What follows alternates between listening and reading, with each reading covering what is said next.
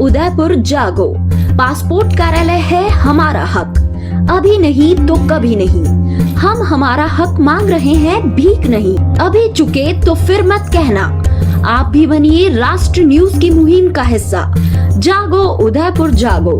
लेकिन इसके आगे की लड़ाई अभी बाकी है। पासपोर्ट कार्यालय उदयपुर जो लाना है।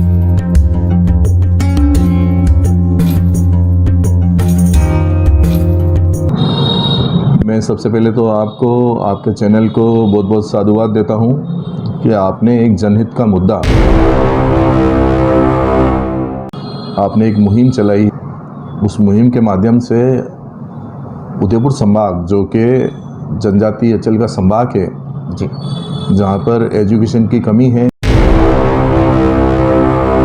विदेशों में अलग अलग क्षेत्रों में कार्यरत हैं और पासपोर्ट आज के टाइम पे एक महत्वपूर्ण ज़रूरत हो गई है।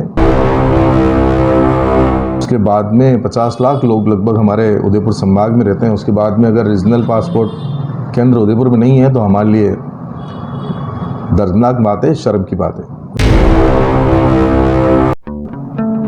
हमारे नए मेंबर ऑफ पार्लियामेंट के जो सदस्य आ रहे हैं जी, वो सभी लोग मिलके आपकी इस मुहिम के साथ में, आपकी मुहिम नहीं हमारी मुहिम मानते हुए हमें इसको लेके जी बात को आगे पहुंचाना पड़ेगा और पहुंचाएंगे। जरूरत हुई इसके लिए तो हम हमारे समाज की ओर से प्रधानमंत्री जी को पासपोर्ट रीजनल केंद्र के लिए अन्य जो। दोस्तों नमस्कार, आप देख रहे हैं राष्ट्र न्यूज़ और मैं हूं रमेश गर्ग। राष्ट्र न्यूज़ के स्पेशल सेगमेंट जागो उदयपुर जागो में आज हम बात करेंगे उस शख्सियत से जो सिंधी समाज से ताल्लुकात रखते हैं और समाज की हर एक्टिविटी को लेकर हमेशा ही आगे बढ़ाते रहे हैं। लेकिन वर्तमान में समाज के कितने लोग हैं जो उदयपुर से जुड़ाव रखते हैं, विदेशों में किस तरह से समाज के लोग विभिन्न क्षेत्रों में कार्यरत हैं, इसके अलावा उदयपुर शहर को रीजनल पासपोर्ट ऑफिस की क्यों ज़रूरत है और इस हक के लिए हरीश जी क्या कहते हैं, ये सभी बात। सर सबसे पहले वो हमारे इस कार्यक्रम में बहुत बहुत स्वागत। और जैसा कि उदयपुर शहर का एक हक है, इसके लिए उदयपुर शहर के लिए ही राष्ट्र न्यूज़ की ये मुहिम चल रही है, जागो उदयपुर जागो, रीजनल पासपोर्ट ऑफिस हमारा हक, क्या कहते हैं? मैं सबसे पहले तो आपको, आपके चैनल को बहुत बहुत साधुवाद देता हूं कि आपने एक जनहित का मुद्दा जी अपने चैनल पे उठाया, आपने एक मुहिम चलाई है। उस मुहिम के माध्यम से उदयपुर संभाग, जो कि जनजातीय अंचल का संभाग है जी, जहाँ पर एजुकेशन की कमी है, लेकिन यहाँ के कई लोग, हज़ारों लोग विदेशों में अलग अलग क्षेत्रों में कार्यरत हैं और पासपोर्ट आज के टाइम पे एक महत्वपूर्ण ज़रूरत हो गई है। उदयपुर में 2 लोकसभा क्षेत्र पड़ते हैं। उसके बाद में 50 लाख लोग लगभग हमारे उदयपुर संभाग में रहते हैं। उसके बाद में अगर रीजनल पासपोर्ट केंद्र उदयपुर में नहीं है तो हमारे लिए दर्दनाक बात है, शर्म की बात है जी। हम लोग, हमारे नए मेंबर ऑफ पार्लियामेंट के जो सदस्य आ रहे हैं जी, वो सभी लोग मिलके आपकी इस मुहिम के साथ में, आपकी मुहिम नहीं हमारी मुहिम मानते हुए हमें इसको लेके जी बात को आगे पहुंचाना पड़ेगा और पहुंचाएंगे। जरूरत हुई इसके लिए तो हम हमारे समाज की ओर से प्रधानमंत्री जी को पासपोर्ट रीजनल केंद्र के लिए अन्य जो प्रयास करने होंगे वो भी करेंगे, क्योंकि ये एक आम ज़रूरत हो गई। आज जो यूथ है, आज अगर उसको छोटा मोटा करेक्शन कराना है, अगर वो कोटा जाना पड़ता है उसको, तो बड़ा समझ में नहीं आने वाला विषय है। जबकि उदयपुर पासपोर्ट केंद्र को हमारे यहाँ उदयपुर नगर निगम ने निःशुल्क भवन दे रखा है, एक शानदार भवन दे रखा है जी। जबकि जो जानकारी अभी तक मिली है हमें, भारत सरकार के पासपोर्ट केंद्र की राजस्थान में हर जगह रेंटल पे बिल्डिंगें ली हुई है। तो जहाँ कुछ लग नहीं रहा है, जहाँ फ्री ऑफ कॉस्ट नगर निगम भी इतना सपोर्ट कर रही है जी, तो वहाँ का पासपोर्ट केंद्र रीजनल ऑफिस ना हो, ये समझ में आने वाली बात नहीं है। इस पर तुरंत सभी को एकजुट होकर इस मुहिम को चलाना चाहिए। जैसा कि आप देख रहे हैं, चुनाव अभी भी हुए हैं, मतदान के बाद सभी रिलैक्स मूड में देख रहे हैं और कैलकुलेशन लगाई जा रही है। ऐसे में उदयपुर शहर के मुद्दों पर आज बात की जा रही। तो हरीश जी ने हमारी इस मुहिम के लिए 4 चांद इसलिए भी लगा दिए हैं कि आप खुद समझते हैं कि उदयपुर शहर के लिए ये हक कितना, जो हमारे प्रत्याशी भी वर्तमान में हैं और आने वाले समय में लोकसभा सांसद के तौर पर देखा जाएंगे। लेकिन सांसद की सभी की क्या भूमिका रहेगी, उसके लिए हरीश जी ने हमें एश्योर किया है। बात को आगे बढ़ाते हैं सर। जैसा कि हम देख रहे हैं अभी उदयपुर शहर में समाज के काफ़ी सारे लोग हैं जो बाहर विभिन्न क्षेत्रों में सेवारत हैं, कहीं बड़े पोस्ट पर भी काम कर रहे हैं। सबसे पहले तो आप बताएं ये कितनी संख्या होगी और इनको यहाँ से आने जाने के लिए कितना कुछ। देखिए, महत्वपूर्ण जो बात थी, एक जो आपने मुहिम चलाई है, दूसरी बात हम लोग कई टाइम से उदयपुर एयरपोर्ट को इंटरनेशनल एयरपोर्ट करने के लिए राज्य सरकार और केंद्र सरकार से आग्रह कर चुके हैं जी। मैं खुद राजस्थान सरकार में मंत्री के तौर पर रहा। मैंने प्लस मेरे जो सीनियर हैं उनके माध्यम से उदयपुर को, जो कि एशिया का सबसे खूबसूरत शहर है जी, उसमें इंटरनेशनल एयरपोर्ट न होना भी हमारे लिए बड़ा असमंजस स्थिति है जी। लेकिन अभी जब सरकार हमारी आई है भारतीय जनता पार्टी की, उन्होंने जो लैंड एक्वायर करनी थी वो कर चुके हैं जी। और एक नई खुशखबरी हमें उदयपुर के, हमारे नए यूथ को, हमारे उदयपुर के रहने वाले अंचल के सभी भाइयों को जल्द मिलने वाली है जी। जैसे कि हमारे भारतीय जनता पार्टी के उसमें भी हम लोगों ने लिया है कि उदयपुर को जल्द से जल्द इंटरनेशनल एयरपोर्ट बनवाएं जी। तीसरा एक महत्वपूर्ण मुद्दा उदयपुर का, उदयपुर संभाग का, उदयपुर में हाईकोर्ट बेंच की स्थापना जी। ये मुद्दा भी एक हम लोगों ने बड़ा गंभीरता से ले रखा है जी। हम सब मिलके उदयपुर के संभाग के लोग ये चाहते हैं, हम सबकी इच्छा है कि उदयपुर में भी हाईकोर्ट बेंच की स्थापना हो। 50 लाख लोगों का संभाग और हमें हमारे छोटे मोटे मुकदमों के लिए जोधपुर जाना पड़े, ये भी संभव नहीं लग रहा है भविष्य के लिए।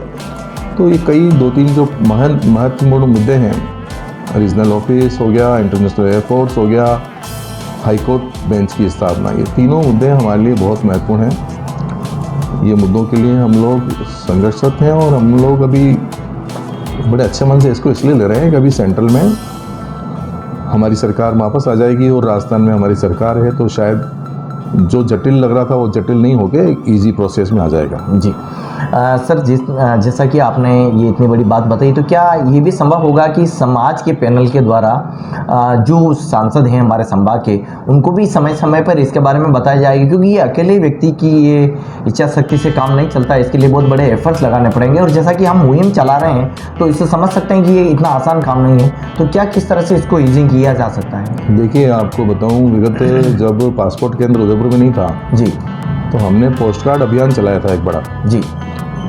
उस अभियान के माध्यम से उदयपुर के हर समाज ने पोस्ट कार्ड अभियान चलाया। हमारे जो सांसद थे अर्जुन जी मीणा साहब, उनके पास हम लोगों ने कई बार ज्ञापन दिया और उनके साथ भी जाके दिल्ली हम लोगों ने ज्ञापन दिया जी। उसका परिणाम ये निकला कि उदयपुर में पासपोर्ट केंद्र आ गया। अब उसको रीजनल ऑफिस बनाना महत्वपूर्ण है, उसके लिए भी अब चाहेंगे तो मुहिम चलानी पड़ी, मुहिम चलाएंगे जी, क्योंकि ये सिर्फ व्यक्तिगत हमारा नहीं है, हमारे शहर के लिए और हमारे संभाग के लिए बहुत ज़रूरी है जी। आज देख लें आप, डूंगरपुर, बांसवाड़ा, प्रतापगढ़, सागवाड़ा, यहाँ के हज़ारों लोग दुबई और कुवैत और इस ओर अपनी सेवाएं दे रहे हैं, अपना काम कर रहे हैं, अपनी दिनचर्या निभाते हैं। उन लोगों के लिए बड़ा कठिन है। आज उदयपुर का लोकल व्यक्ति तो फिर भी एजुकेटेड है, अच्छा जी, लेकिन जो हमारे जनजाति क्षेत्र के भाई हैं, उन लोगों के लिए बड़ा तकलीफदेह विषय है कि कभी कोई पासपोर्ट बनाते हैं और छोटी मोटी गलती आ जाती है और उसको उदयपुर आने के बाद वापस कोटा गए, कोटा से वापस उदयपुर आए, फिर पासपोर्ट आए, बड़ी दिक्कत है। इस मुहिम को हम लोग अपनी मुहिम मानते हुए चलाएंगे और इस पर बड़ा अभियान करेंगे अगर नहीं होता है काम तो। जी बिल्कुल, हरीश जी ने एश्योर किया है और ये आप ही की मुहिम है। राष्ट्र न्यूज़ तो एक जरिया है इस मुहिम के लिए। दोस्तों देखिए, आज ये भी क्लियर कर देते हैं कि कोटा में जो अभी पासपोर्ट ऑफिस चल रहा है, उदयपुर से मात्र 20% एप्लीकेशन ही फुलफिल कर पा रहे हैं। ऐसे में लाखों रुपए का किराया है वो वहाँ लग रहा है। उदयपुर में सिर्फ इस ऑफिस को अपग्रेड करना है और इसी के लिए एफर्ट्स लगाने हैं। हरीश जी से हम बात करते हैं। समाज के सर अगर हम बात करें, वैसे तो ये पूरे उदयपुर शहर का हक है, लेकिन सिंधी समाज से आप ताल्लुकात रखते हैं और कई ऐसे प्रतिभाएं हैं जो विभिन्न क्षेत्रों में खाड़ी ये बड़ी जो कंट्री है उन सभी में हम कहीं के प्रतिनिधित्व कर रहे हैं। इसमें कहीं कहीं तो आपके पास में भी कंप्लेन आई होगी, कई बार कोई इंसिडेंट। देखिए, 40,000 सिंधी समाज के लोग उदयपुर में रहते हैं जी, और उदयपुर संभाग में ये संख्या 8 लाख और बढ़ जाती है। लगभग 48,000 लोग उदयपुर संभाग में रहते हैं, सिंधी समाज के। जी। हालांकि भगवान न करे किसी के साथ कोई गंभीर हादसा हो, लेकिन 1-2 बार हमारे समाज के 1-2 हादसे हुए हैं। दुबई में एक डेथ हो गई थी जी। तो हमने भारत सरकार के मंत्रालय को निवेदन किया जी। और हमारी मदद हो गई थी, उसमें कोई बहुत बड़ा नहीं है। जी। हर देश में हिंदुस्तान सरकार की अपनी एजेंसीज काम करती है, उसके माध्यम से मदद हो जाती है। लेकिन महत्वपूर्ण इशू ये आ रहा है इसमें कि इजी फैसिलिटी कैसे मिले और होते हुए क्यों न मिले। जी। तो उसके लिए हम लोग अग्रसर रहते हैं। जैसे मैंने आपको कहा, अब जिसको दुबई जाना है या अमेरिका जाना है वो वाया जयपुर और दिल्ली जा ही रहा है ना, जी। रुका तो नहीं है जी। लेकिन जब मेरा उदयपुर एशिया का सबसे बड़ा शहर है, खूबसूरत शहर है, जहाँ पर वर्ल्ड में नाम आता है कि उदयपुर इतने अच्छे स्तर पे साफ़ सुथरा शहर है, तो अगर इंटरनेशनल एयरपोर्ट हमारे उदयपुर में होगा तो हमारे पास हमारे पर्यटन बढ़ेंगे, हमारा व्यवसाय बढ़ेगा, उदयपुर के एक आम आदमी का इनकम सोर्स बढ़ेगा।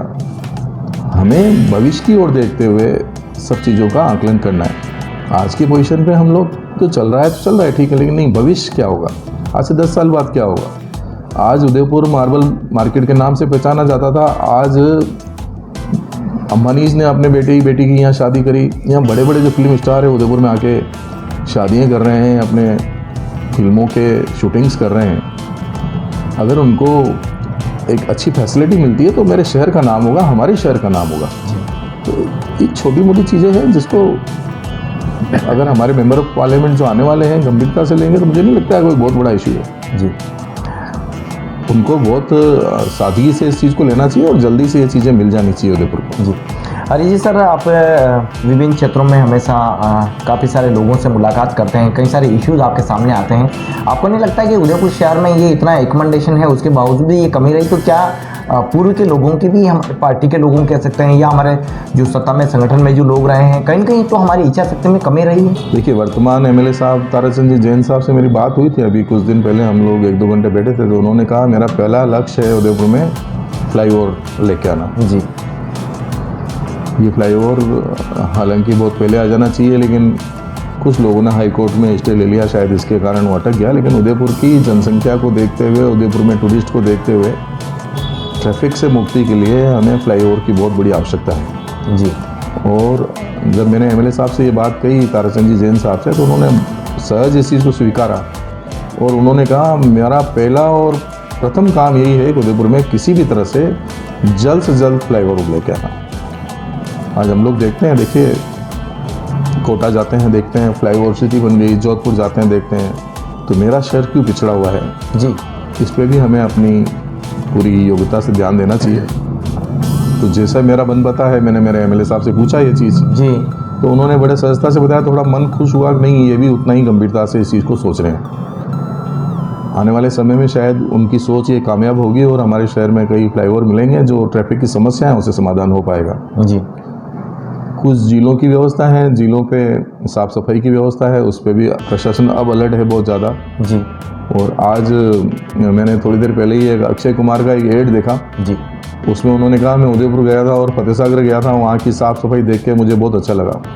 अब उन्होंने किस वे में कहा मुझे पता नहीं, लेकिन उनके शब्दों से मुझे बहुत अच्छा लगा जी। कि मेरे उदयपुर के शहर के फतेह सागर का नाम आज वर्ल्ड में चल रहा है और वो साफ़ सुथरा है और अच्छा है। जी।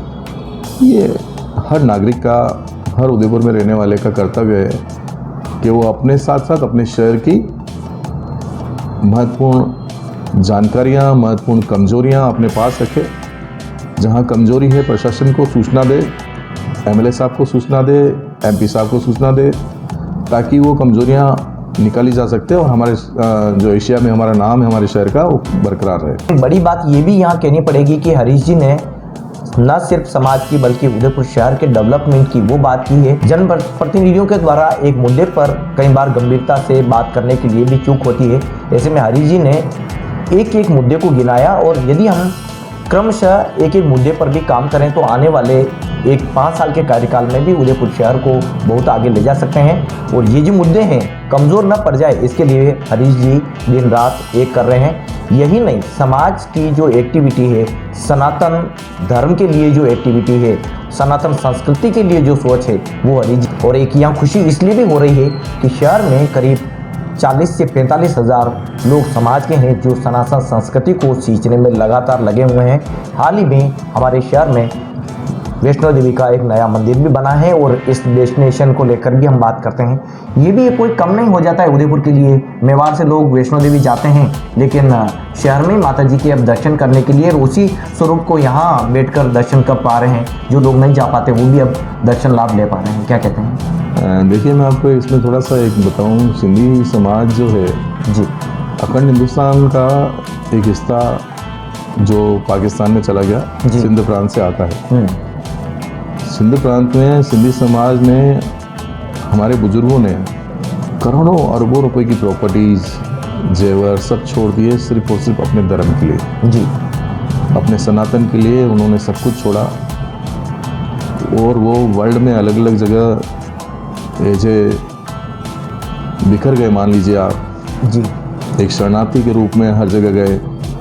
उन्होंने अपनी मेहनत से, पुरुषार्थ से आज अपने आप का वजूद खड़ा किया। उदयपुर में भी हमारे समाज के एक भाई सुनील खत्री ने जी, बड़ा जीरो से अपना जीवन चालू किया। उनके पिता साहब, उनकी माता साहब की बड़ी इच्छा थी कि बेटा ऐसा कुछ काम करें जो उदयपुर के हर रहने वाले को उसका फ़ायदा हो। तो एक चर्चा में आया कि नहीं साहब, उदयपुर से 1800 किलोमीटर दूर माँ वैष्णो का दरबार है और वहाँ जो लोग जाने के लिए लालियत रहते हैं, लेकिन साधन प्रॉपर न होने की वजह से, फाइनेंशियल कमज़ोर होने की वजह से वो जा नहीं पाते हैं। बस यही बात भाई सुनील को लगी और उन्होंने जो ज़मीन अपने एक रिसोर्ट के लिए ली थी, उसको रिसोर्ट का प्रोग्राम कैंसिल करके उसमें माँ वैष्णो का दरबार उन्होंने स्थापित किया।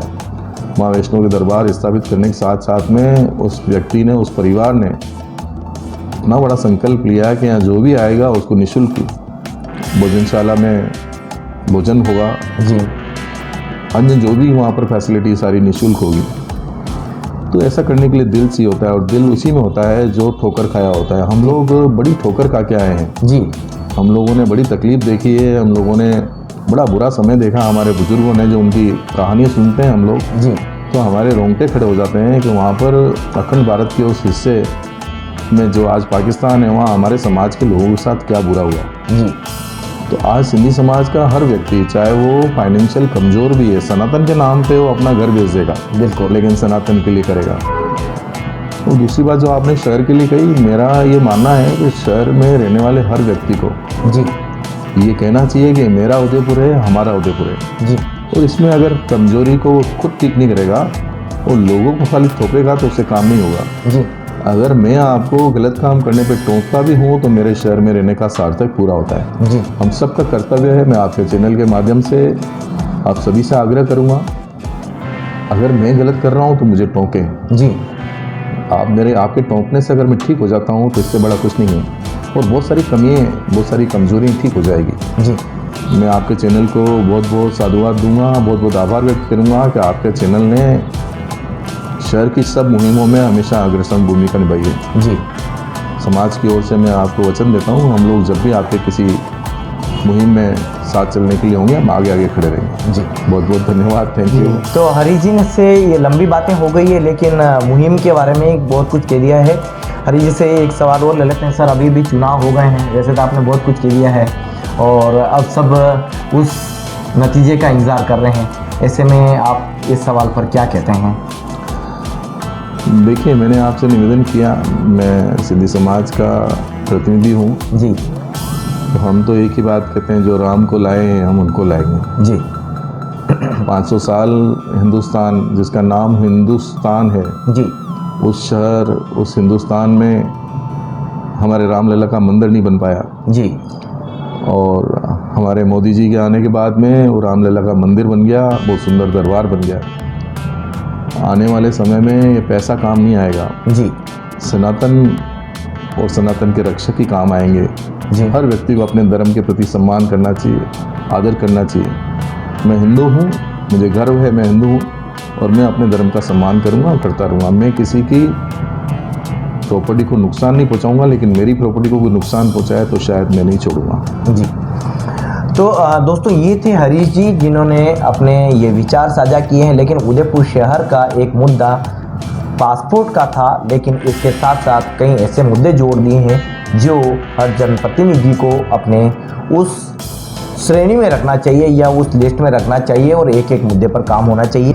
आपका अपना पासपोर्ट तभी संभव है जब उदयपुर शहर को रीजनल पासपोर्ट ऑफिस मिल जाएगा और ये हक है उदयपुर का। कोशिश यही करेंगे दूसरे लोग छीन के नहीं ले जाए, हमारे शहर को यह हक ज़रूर मिले। सर से आगे भी बात करते रहेंगे, लेकिन उम्मीद करते हैं कि हमारी इस मुहिम में हमेशा ही जिस तरह से सर का साथ मिला है उस तरह से साथ मिलता रहे और ये मुहिम कामयाब हो और उदयपुर शहर को रीजनल पासपोर्ट ऑफिस मिल सके।